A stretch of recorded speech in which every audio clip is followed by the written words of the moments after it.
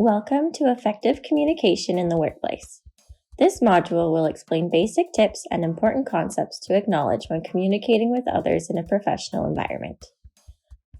A quote from Reina Al-Abdullah, the Queen Consort of Jordan, states, "We are stronger when we listen and smarter when we share." This highlights the significance of the two components of communication, listening and sharing. Only by using both of these skills are we able to effectively communicate with others. One of the first things to consider when interacting with someone is who is your audience. Who are you speaking or communicating with? When is the best time to approach this person? Is it something that needs to be scheduled, or can it be addressed anywhere at any time? For example, if you are working in an office setting and need to confirm a timeline for a project you are working on with your manager, is it better to discuss this if you visit their office after lunch? This may depend on the nature of your question and whether it has follow-up questions or discussions or can be answered quickly. Another thing to consider is the medium used to get in contact with your audience. There are now different strategies available to reach your coworkers, and using the best one is helpful for both you and the recipient to be efficient, productive, and organized. For example, when referring back to confirming a deadline with your manager, is it best to message them, give them a call, or meet up in person? The answer to this can change based off the material being discussed, the audience member, and other environmental factors. The next most important thing to consider when communicating with someone is what your message is. What content do you want to share with your audience, and what would you like them to do with this information after speaking with you? Something helpful to consider when determining the answers to these questions is the 7 C's of communication. This includes being clear, concise, concrete, correct, coherent, complete, and courteous. In these next few slides, I will clarify what each of these mean and how to apply it to your own material. To begin with, being clear is important to ensure your audience understands what it is you are trying to tell them. Being clear helps them to understand the goal or message it is you are trying to convey. Things to consider when deciding if you are being clear or not is whether it would be confusing to someone who does not already know the content or situation, or if what you are saying can be misinterpreted. Consider the language and specific words you have used and if your audience will understand what you are saying from this. For example, if you were to ask a coworker, "Can you please go look at the papers on my desk over there?" It would likely confuse them and be easily misinterpreted. There is no direction given as to which papers you are referring to and what to do with them. This leads to confusion, frustration, and time wasted. Instead, saying something like, "Can you please edit and revise the article named Climate Change? It's sitting on my desk in the blue folder," gives more direction and expectations to who you are interacting with. This leads the interaction to be more clear and enjoyable for all involved. The second C of communication is concise and refers to the ability to be brief and to the point. This means you are able to give your audience a direct message pertaining to a task or information you are trying to share. Being concise helps everyone in the workplace to be organized, efficient, and effectively manage their time. Oftentimes, when people are not concise, it is because they tend to ramble and use many filler words, which can lead to confusion, annoyance, and non-active listening by your audience. An example of this would be, Amy believed, but could not confirm, that the science lab had been left in a mess from yesterday's experiments. A more concise version of this information would be, Amy assumed the lab was left in disarray from yesterday's experiments. This is both more professional and creates a positive interaction between you and your coworker. The next C of communication is concrete. To be concrete means to support what information you are sharing with real facts and details to make it reliable. This can be done by using details, being specific, and utilizing relevant information needed to understand your message.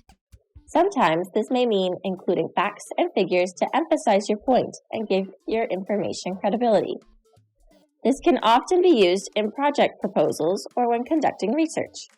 For example, there is a 20% increase in sedentary behavior when comparing young adults to individuals of over 50 years of age in North America. It is much more concrete when compared to there's a significant increase in sedentary activity in the older population. This makes your statements much more believable, as it is evident that the required research and thought needed was put into your message. Another important component of communication is to be correct when you are sharing with others. For example, when emailing or using a direct message to contact others in the workplace, ensuring your message is correct in regards to grammar and spelling can help create a positive professional reputation for yourself and build meaningful relationships in your work environment. Using appropriate language targeted towards your audience can also have the same effect. A potential example where this may come into play is if you were working in a medical field and discussing various pharmaceuticals with coworkers or clients. For instance, a grammatically incorrect sentence would be, "That medicine affects my inability to sleep. Have you heard of the butterfly effect?" The use of the words effect and affect are used incorrectly, and the wrong spelling of heard was used. A more appropriate and correct way to communicate this message would be, "That medicine affects my ability to sleep. Have you heard of the butterfly effect?" The fifth C of communication is to be coherent in what you are trying to share with others. To be coherent, it is important to consider whether your message is logical and flows together. Some questions to ask yourself when deciding if you are being coherent are, does this make sense? Is the meaning of my message conveyed through what I have just said? Other things to consider at this point are whether your tone is consistent throughout your message and if all the points or ideas you are suggesting easily connect together.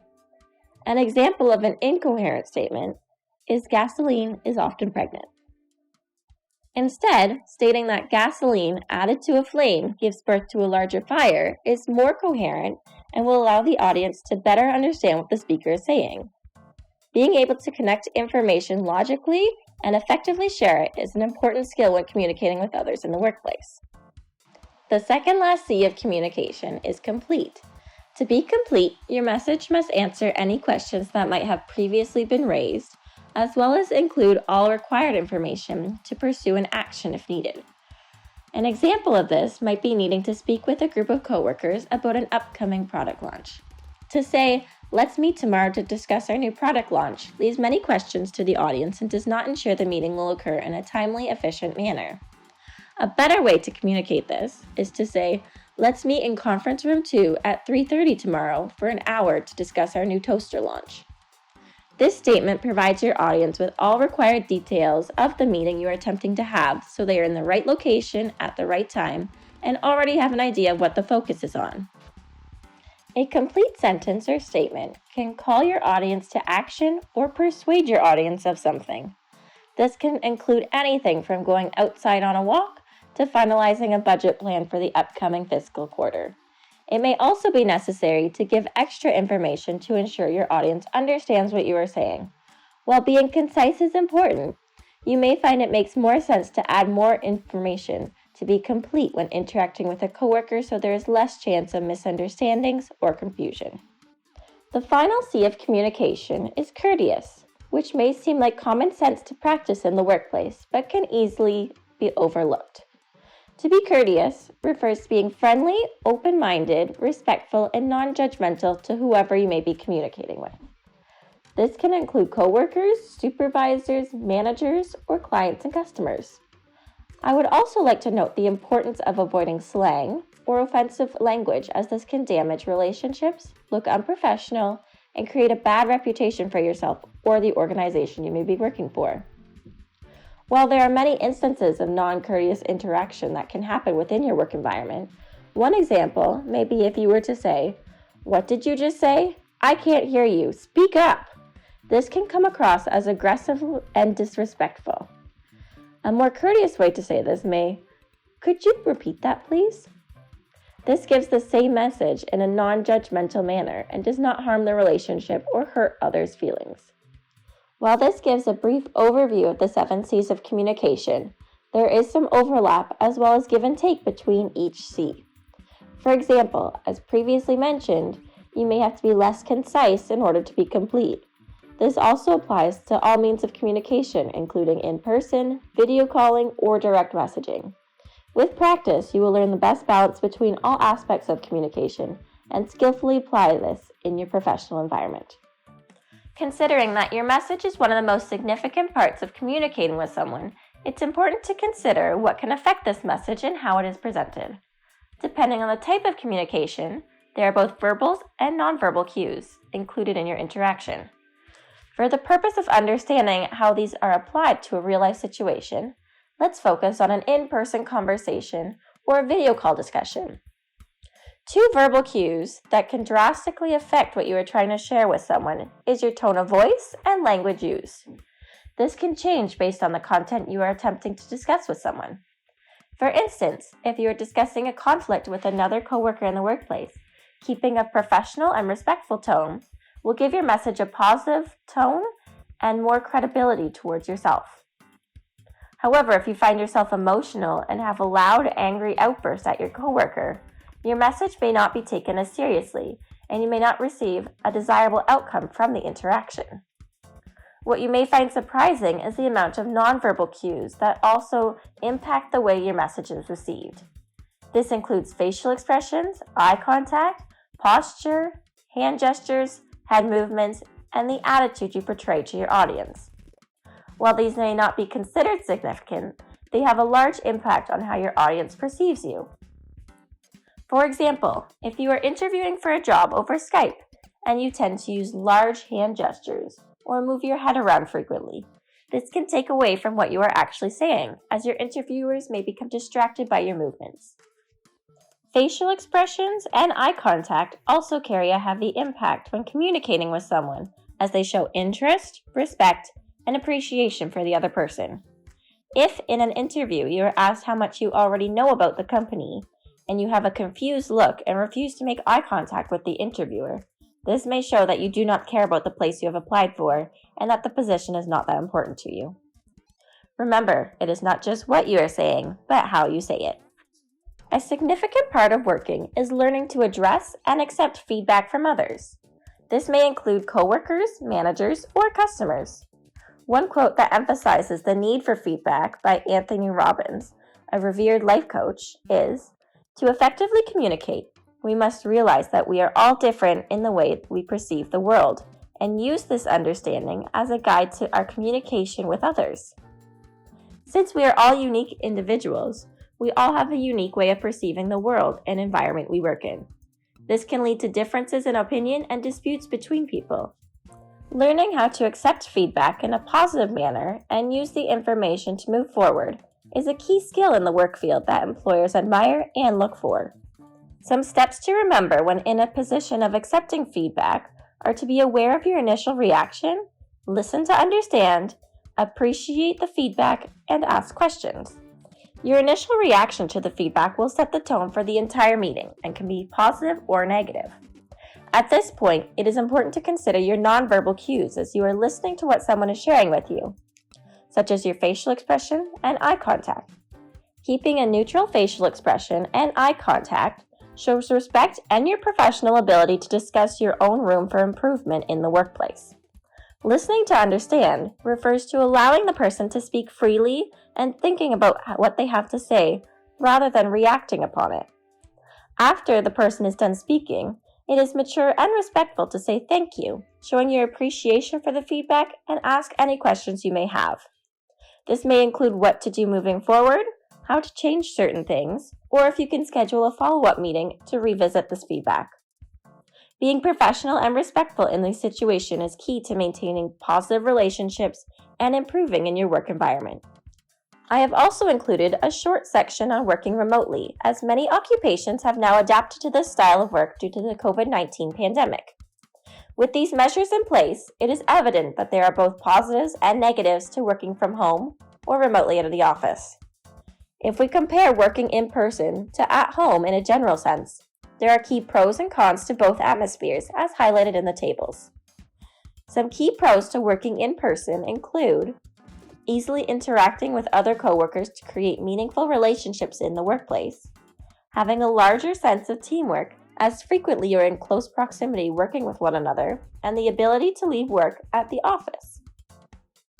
What I mean by this is you are often able to separate yourself from your work and enjoy your home as part of your personal life without the stress of work.